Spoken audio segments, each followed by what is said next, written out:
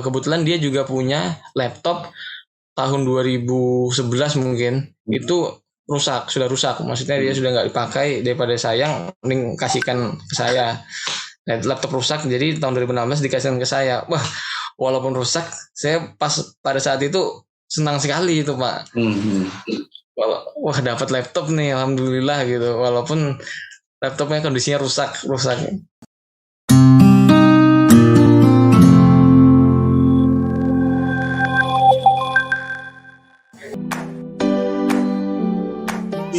Assalamualaikum warahmatullahi wabarakatuh. Sampai jumpa kembali dengan saya Istia Budi. Hari ini kita bertemu dengan orang sahabat. Sebenarnya hari ini kita mau belajar banyak dengan Mas Fadila Mozaik Ramadhani. Kakak sayang, kita mulai aja ya. Boleh Mas Fadila kenalkan diri biar kita lebih santai. Silakan Mas Fadila. Assalamualaikum teman-teman.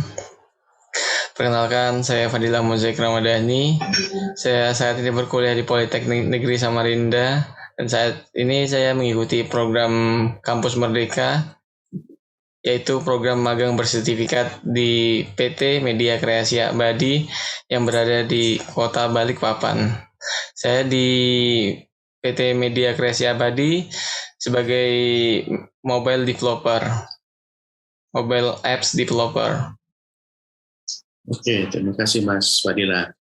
Kalau boleh tahu Mas Fadila, sebelum kita ke program Kampus Merdeka Magang, apa sih yang bikin Mas Fadila bisa sampai titik hari ini bisa ke program magang? Dan kalau nggak salah, dapat informasi, saya lihat portofolio Mas Fadila juga pernah ikut program bangkit.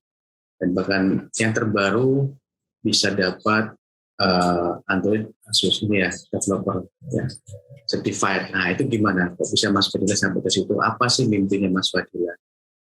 Silakan Mas Fadila. Sebenarnya ceritanya panjang sih. Jadi saya mulai aja dari saya kenal di program bangkit ini. Jadi semenjak kuliah ini saya aktif mencari program-program di luar dari kampus. Jadi kayak kegiatan-kegiatan itu gak cuma yang saya mencari, walaupun lingkungan saya yang di kampus itu hanya ya begitu, yang di kampus yang dipelajari yaitu yang dipelajari. Cuman saya berpikir kalau cuman saya hanya yang di kampus aja yang saya pelajari, saya rasa kurang begitu. Jadi saya mencoba mencari-cari kayak seperti pelatihan di luar, mencari informasi-informasi, ilmu-ilmu baru di luar seperti itu. Nah, pada tahun 2020 kemarin, di akhir tahun ada informasi dari media sosial, yaitu ada program bangkit yang mencari mahasiswa yang akan selama kurang lebih 5 bulan belajar bersama, studi independen di sana, belajar di sebuah platform yaitu Decoding. Nah, di situ saya lihat bahwa selain dari belajar, bahkan bakal ada dapat sertifikat, yaitu sertifikat global dari Google. Nah, itu saya langsung aja daftar. Di sana ada 3 learning path, ada mobile developer yaitu Android, terus juga ada cloud, ada juga machine learning TensorFlow. Nah, karena saya sudah tertarik dari sebelumnya itu di bidang mobile programming, jadi saya langsung saja daftar di situ, di mobile programming. Setelah itu ada beberapa tes yang harus saya jalani. Setelah itu alhamdulillah saya mendapatkan berita bahwa saya diterima. Nah, selama di program bangkit tersebut saya mendapatkan banyak ilmu-ilmu baru, terutama di soft skill. Nah, itu yang penting sih sebenarnya. Di sana saya banyak dapat ilmu baru terutama hal-hal yang berkaitan tentang dunia kerja di industri. Nah, di sana saya banyak belajar ilmu dari soft skill maupun hard skill dan juga banyak mengenal teman baru di program bangkit. Pada akhir program bangkit ada sebuah project yaitu capstone project. Kita dikelompokkan dalam satu tim terdiri dari 4 orang untuk membuat sebuah project project. Nah, nanti itu project tersebut akan diseleksi 15 tim yang menang akan dibiayai untuk menjalankan project tersebut. Nah, pada saat itu saya dan teman-teman tim saya membuat sebuah project yaitu skin detector. Jadi mengangkat suatu masalah yaitu banyak nih kan orang-orang yang memiliki penyakit kulit namun ada kendala untuk rumah sakit atau malu. Itu sih yang paling banyak terjadi kan, biasanya kayak malu nih kayak gitu, punya penyakit kulit gitu, terus harus ke sana mau cerita juga malu. Akhirnya kan kita membuat platform tersebut, membuat aplikasi tersebut untuk ya membantu mereka gitu dengan memanfaatkan machine learning, kecerdasan buatan. Jadi machine learning tersebut sudah kita latih dengan data latih yang ada, terbagi beberapa penyakit yang bisa dideteksi. Lalu saya membuat aplikasi mobile-nya. Dari sana, jadi saya sistemnya itu saya user itu mengambil gambar penyakitnya tersebut, lalu aplikasi itu mengupload ke server dan memberikan respon atau hasil deteksi tersebut. Nah, rencana dari aplikasi tersebut jika dikembangkan adalah akan dikoneksikan dengan dokter. Jadi ada sistem berbayar di situ, rencananya seperti itu. Jadi ada batasan bagi yang membayar dan tidak membayar. Jadi yang gratis itu tetap juga dapat mendeteksi penyakitnya, tapi melalui machine learning. Jika berbayar bisa langsung chat dengan dokter langsung, seperti itu. Jadi tetap butuh dokter juga. Setelah mengikuti program itu, setelah selesai membuat project, diseleksi, kurang beruntungnya tim saya kalah karena masih banyak lagi yang lebih baik daripada saya dan lebih berinovasi. Setelah itu setelah selesai project, saya alhamdulillah berkesempatan untuk mengikuti sertifikasi Associate Android Developer dari Google, yaitu sertifikasi yang standar global. Tentunya alhamdulillah saya berkesempatan mengikuti sertifikasi tersebut. Saya mengambilnya pada tanggal 15 Agustus. Saya mempersiapkan dengan waktu yang tepat karena sertifikasi tersebut memberikan waktu selama 8 jam. Jadi terbatas waktunya hanya 8 jam. Nah, pada sertifikasi tersebut saya diberikan sebuah kasus. Jadi ada starter project dengan kasus yang ada. Jadi saya diberikan sebuah kasus, saya menyelesaikan kasus tersebut, mengatasi berbagai masalah-masalah yang diberikan dalam project tersebut, starter project. Setelah saya menyelesaikannya, saya submit itu projectnya. Ada exit interview mungkin sekitar 10 menit, ada 5 pertanyaan menggunakan bahasa Inggris tentunya. Nah, setelah itu diupload, alhamdulillah 3 hari kemudian mungkin habis subuh gitu, itu saya dapat lihat email itu ada, alhamdulillah berita gembira, saya lolos sertifikasi tersebut. Pas ya, kondisinya pas. Iya, alhamdulillah. Itu hal yang menarik ya. Saya juga dapat waktu tahun 2008, 2011 ya. Itu luar biasa memang dari project kita menyelesaikan project yang ada diberikan.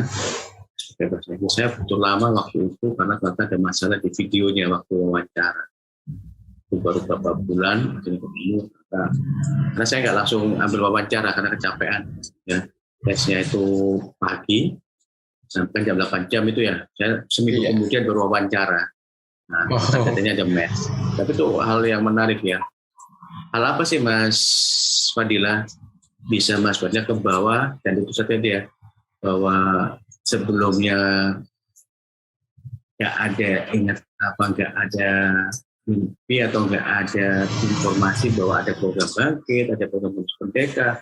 Hal apa yang bisa membawa Mas Fadila bisa, aku harus ini loh, harus ini apa? Hal apa, pemicu apa yang bikin Mas Fadila bisa kok tahu ini itu apa yang Mas Fadila lakukan? Nah, biar teman-teman yang lain tuh bisa ingat ada peluang ini loh. Nah, itu apa yang pertama Mas Fadil lakukan?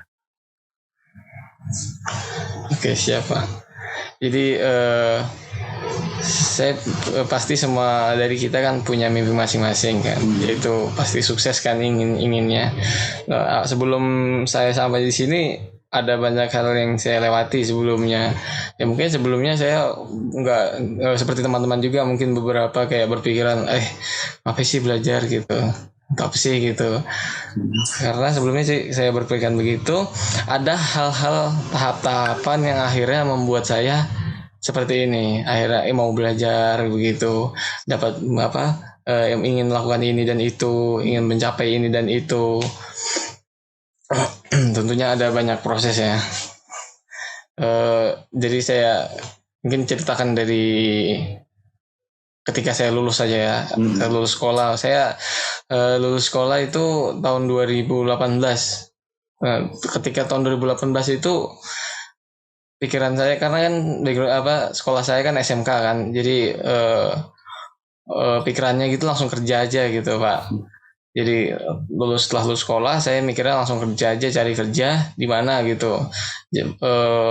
Itu saya ujian nasional itu sekitar tanggal 15 April kalau nggak salah.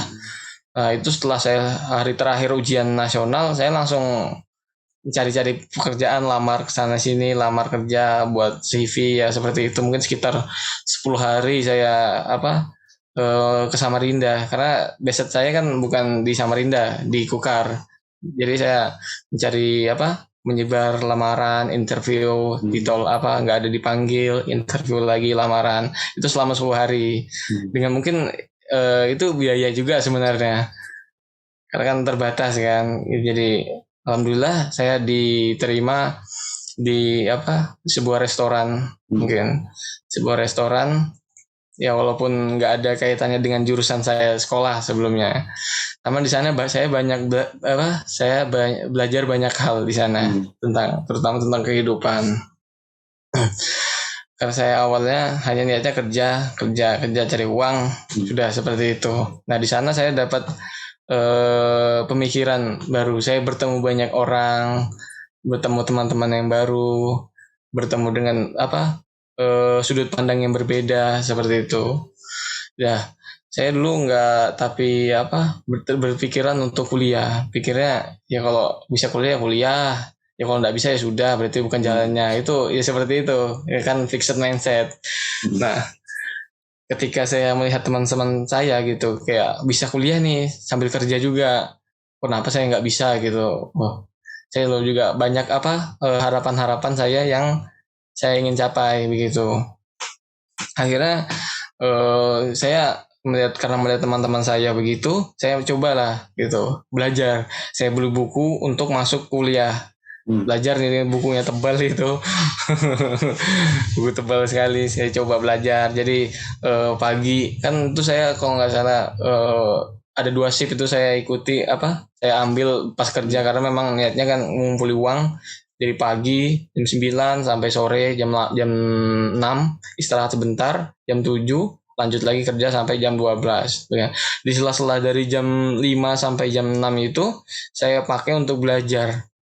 Karena memang saya sudah tanamkan bahwa saya harus kuliah. Karena mungkin ini saya percaya bahwa dengan kuliah ini merupakan tangga saya untuk menuju kesuksesan. Walaupun nggak semua yang kuliah itu bisa sukses pasti sukses, tapi saya yakinkan diri saya bahwa mungkin ini jalannya, pasti ini jalannya begitu. Alhamdulillah saya terus belajar, hari-hari saya belajar. Saya tibalah saatnya saya ikut tes itu kuliah. Alhamdulillah dapat langsung diterima. Saya kan daftarnya di 2 universitas negeri berbeda. Alhamdulillahnya pada saat itu saya diterima dua-duanya. Mantap ya. Jadi bingung milih yang mana begitu. Setelah saya kuliah, akhirnya saya lebih banyak lagi mengenal hal-hal baru, terutama di bidang IT. Karena sebelumnya kan saya hanya terbatas pada SMK aja, jadi hanya ya kebetulan saya jurusan jaringan, ya belajarnya tentang jaringan begitu. Setelah kuliah, saya banyak mengenal hal-hal baru. Saya mengenal apa itu programming. Ya meskipun orang-orang itu banyak, anak teman-teman yang lain sudah banyak mengenal programming semenjak SMK. Mungkin sudah banyak yang kenal. Saya baru kenal pas kuliah begitu. Cuman kan saya mikir nggak ada waktu nggak ada kata terlambat untuk belajar kan Pak. Jadi walaupun telat ya saya kejar, karena keterlambatan itu malahan jadi saya motivasi saya gitu. Jadi kayak saya terlambat nih, kalau saya malah santai-santai malah saya makin terlambat begitu. Jadi saya malah harus lebih jadi motivasi begitu. Nah, saya banyak di kuliah saya belajar programming, baru belajar programming.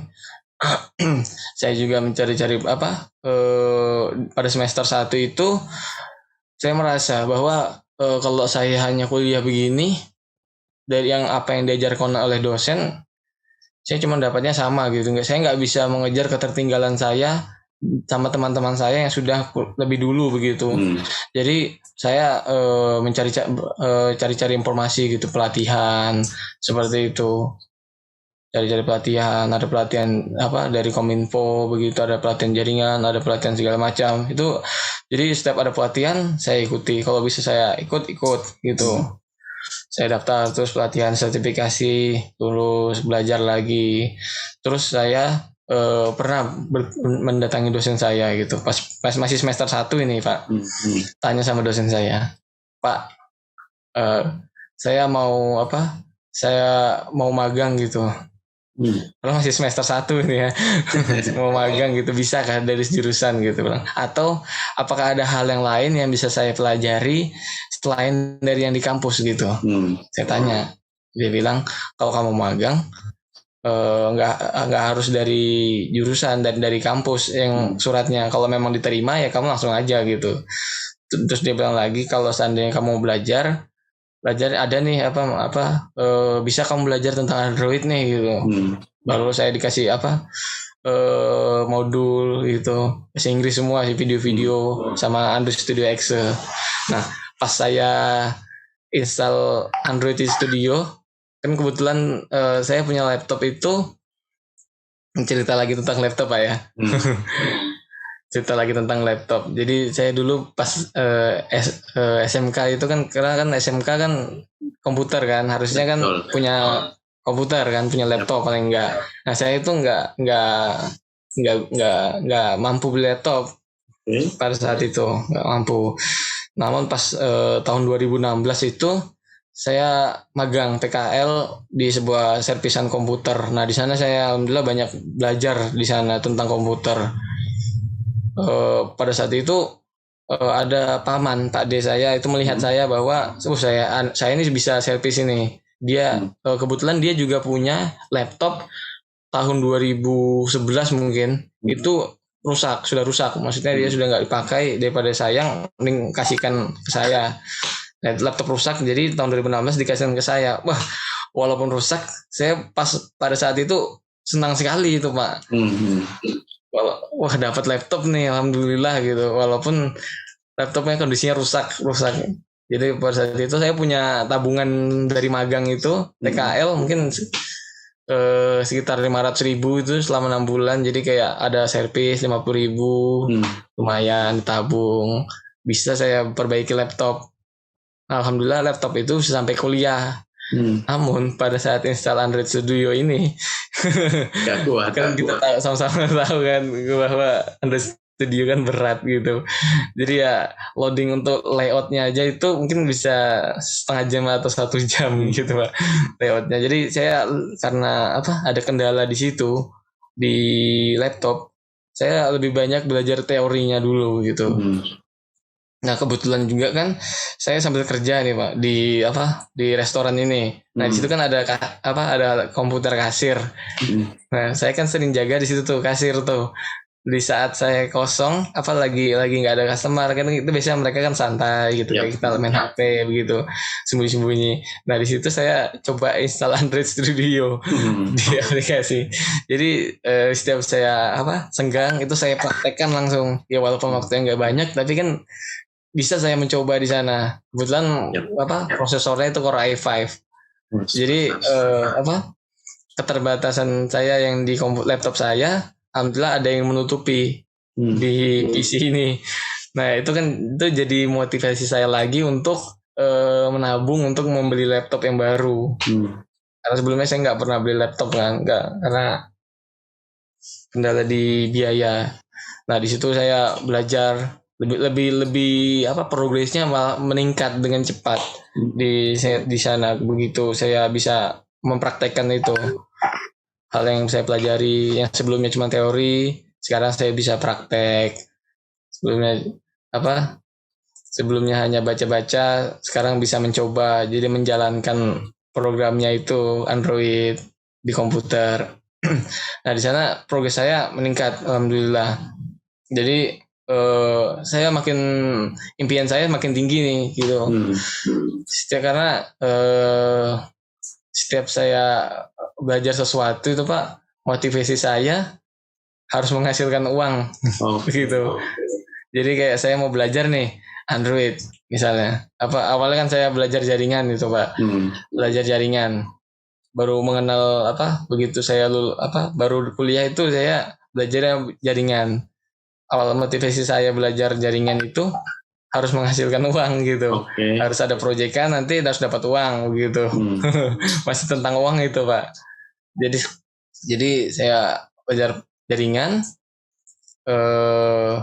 Alhamdulillah habis itu dapat proyek-proyekan, alhamdulillah saya pernah juga sekali dapat proyek dari Jakarta, dari ITSC, PT ITSC untuk migrasi router di Trakindo Pak.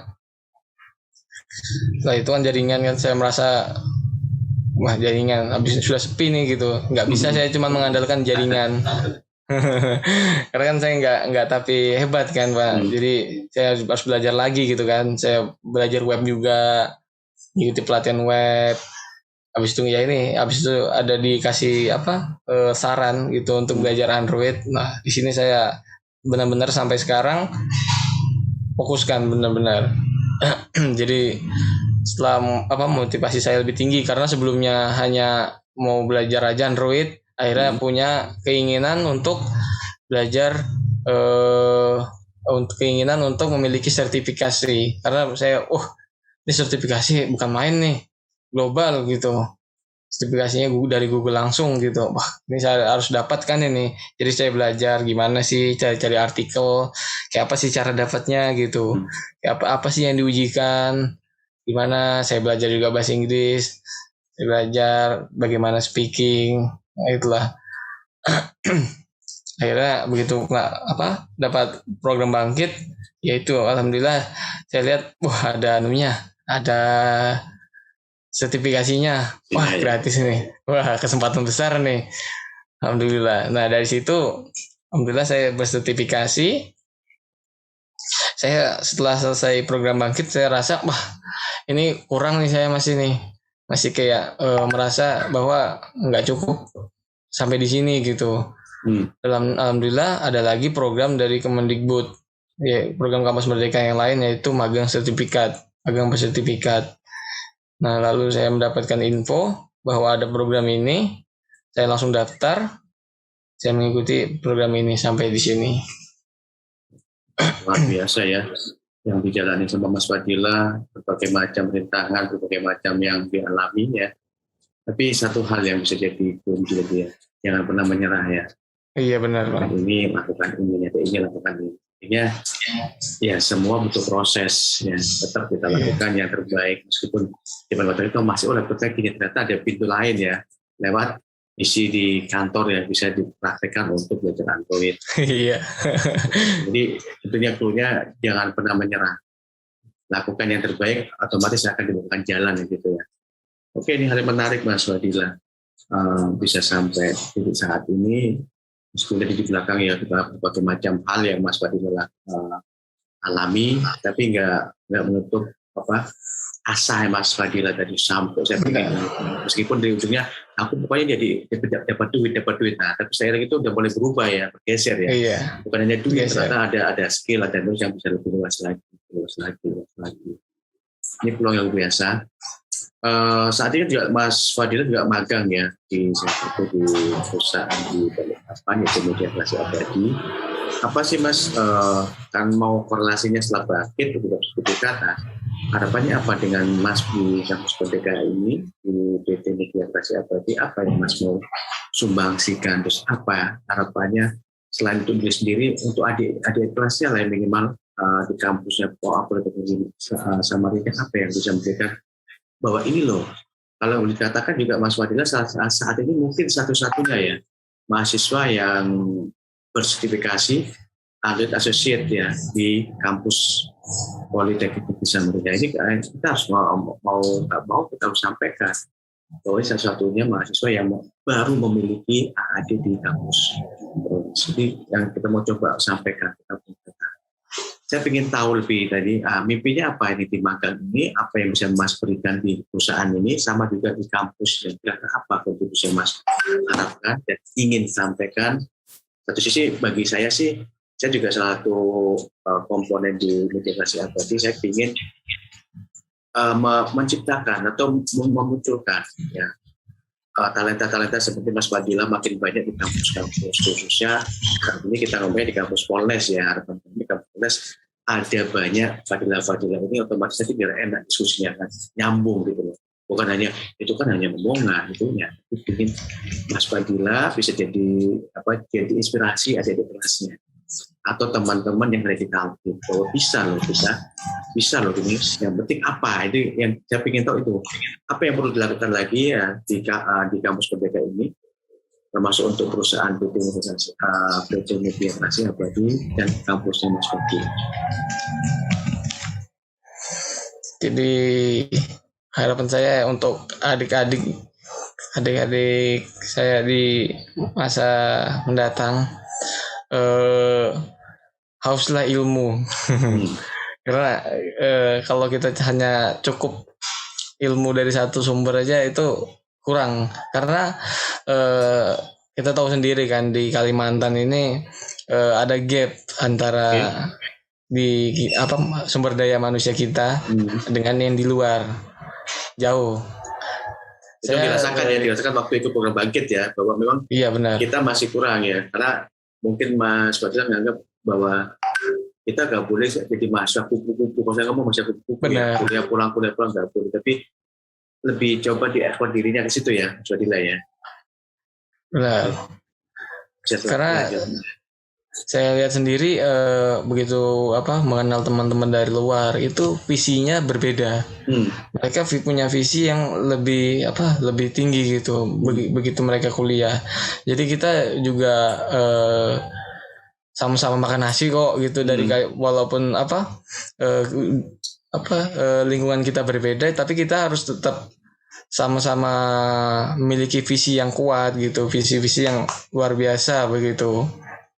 Jadi jangan cukuplah gitu sama ilmu dengan satu sumber. Karena kita harus mengejar gitu, seperti saya tadi. Kita dengan ketertinggalan kita jangan juga pasrah gitu, sudahlah biar aja lah kita sudah ketinggalan, jangan begitu. Kita pasti bisa gitu, pasti bisa terkejar. Apalagi kedepannya bakal jadi ibu kota negara. Ini suatu peluang yang luar biasa bagi saya, karena kalau seandainya sumber daya manusia kita di sini tetap seperti ini aja gitu, masih kalah sama yang dari luar, kita bakal ketindis gitu. Mau jadi apa gitu apakah kita mau jadi hanya bawahan aja? Kan kita nggak mau seperti itu. Pasti kan kita terlindas gitu, habis gitu sama yang dari luar, karena sumber daya yang kurang berkompeten itu kurang dipakai di industri. Terus juga itu gap antara sumber daya kita dengan yang di luar Kalimantan. Terus juga selain itu alasan yang lain adalah gap juga antara sumber di kampus dan di industri. Itu sangat saya rasakan. Begitu setelah apa yang saya pelajari di kampus, begitu saya implementasikan ke industri, ternyata itu ketinggalan banget gitu, jauh gitu. kurang lah gitu jaraknya jauh sekali gitu.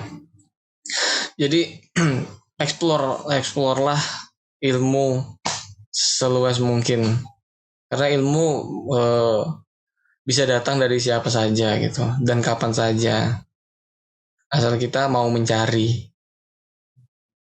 Ya, Gitu sih Pak.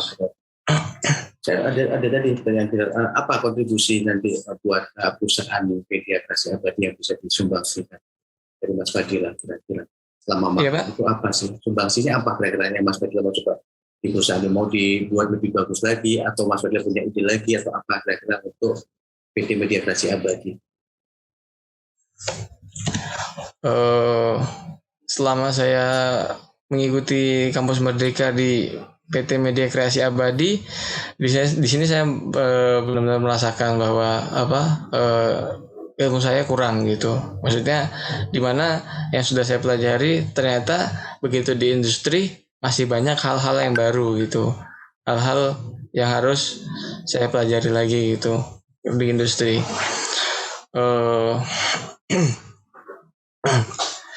Begitu saya mengikuti program ini di PT Media Kreasi Abadi, saya mendapatkan banyak sekali hal-hal baru, ilmu-ilmu baru di sini yang sangat berguna bagi saya ke depannya. Lalu sumbangsih untuk apa tadi Pak?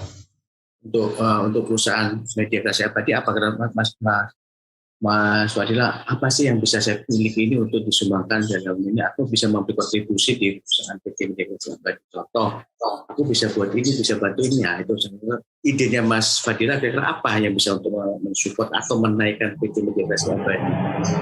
Menurut versi Mas Fadila, dari kacamata Mas Fadila.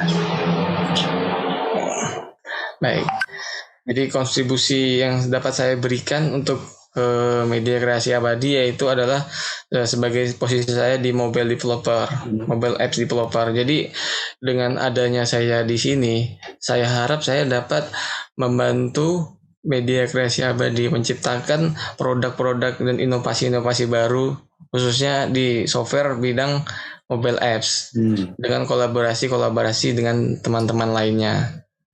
Begitu. Oke, jadi di Mas Fadila fokus di mobile apps ya, jadi ya hanya bisa berkontribusi untuk berkontribusi di bidang mobile apps ya. Saat ini juga lagi project ya, lagi digarap ya Mas Fadila ya. Nggak perlu sampai sekarang, itu rahasia Mas Fadila nanti ya, yang mau di launching ya. Semoga sesuai dengan target Mas Fadila dan kawan-kawan. Tapi itu satu hal yang bagus ya, kalau teman-teman berkolaborasi dengan berbagai macam kampus ya.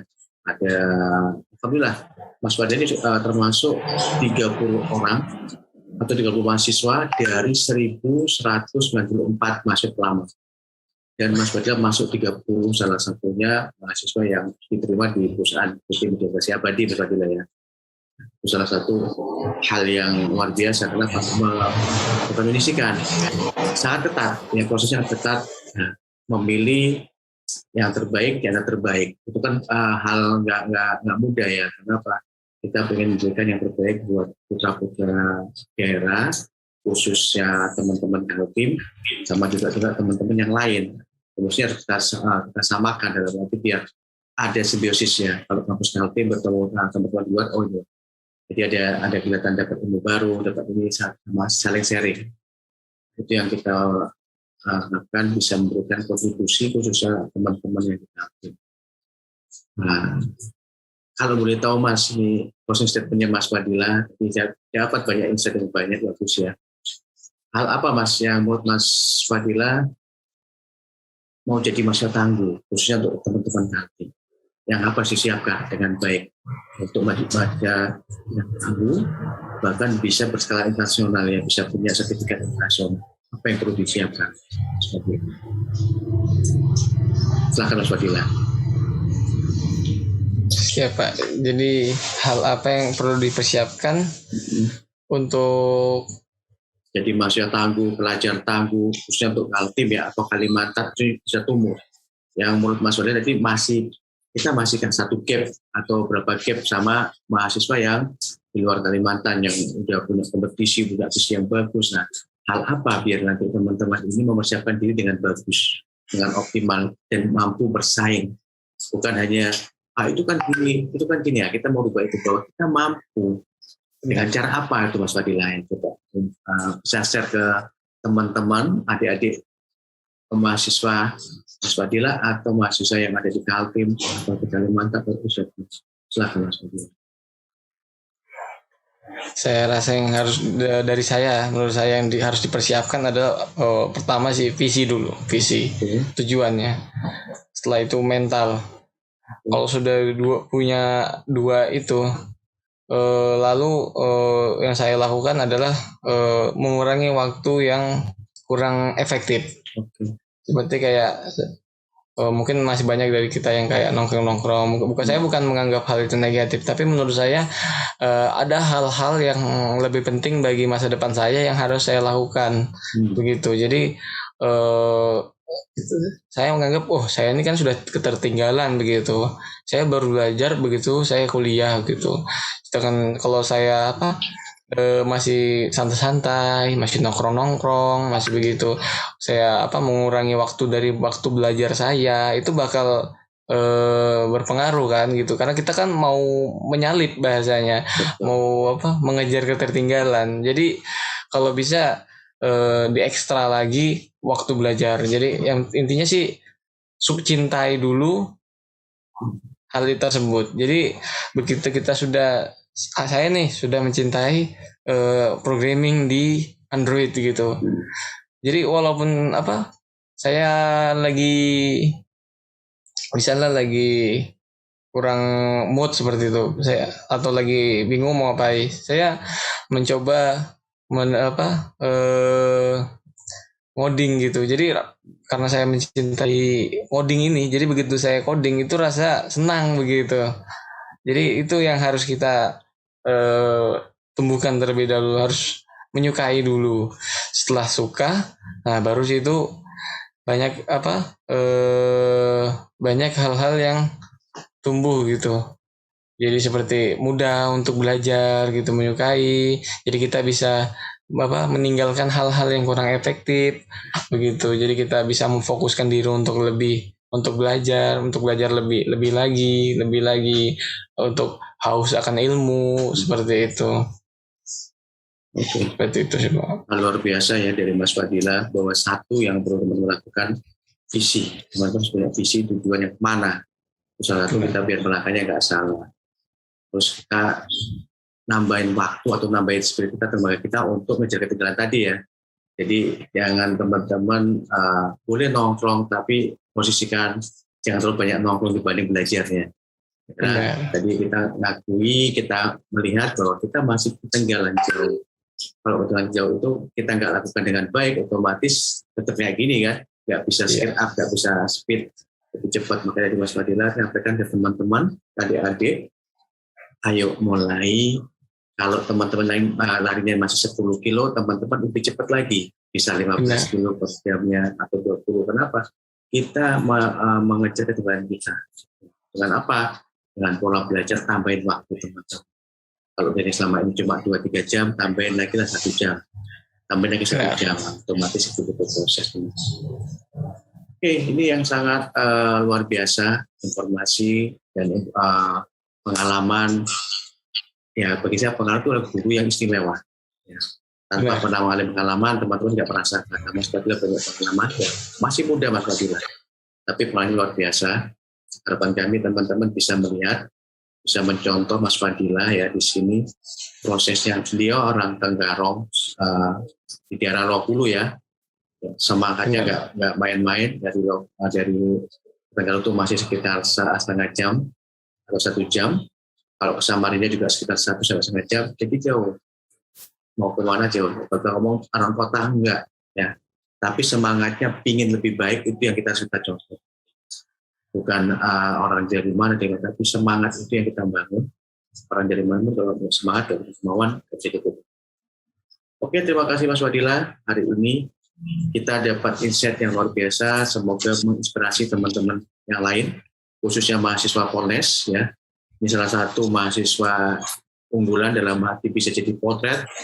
Ya kayak gini loh Kak, mahasiswa itu harus kayak gini loh. Bisa berprestasi, selain di kampus juga di dunia industri juga bisa diterima di komunitas, ya. Bahkan juga bisa memberikan kontribusi atau kebanggaan bagi orang tua, termasuk kampus. Ya, kenapa nanti ini bisa jadi ini bahwa satu-satunya mahasiswa yang udah bersertifikasi AAD jadi di portofolio kampus minimal sekian ya. Oke, sampai jumpa Mas Fadila. Terima kasih atas waktunya. Tetap semangat, ya, jaga prestasinya, tingkatkan prestasinya. Dan jangan lupa ilmunya di-sharing ke teman-teman, ke adik-adik. Jangan skip, karena ilmu yang dibagi itu luar biasa manfaatnya. Terima kasih. Assalamualaikum warahmatullahi wabarakatuh.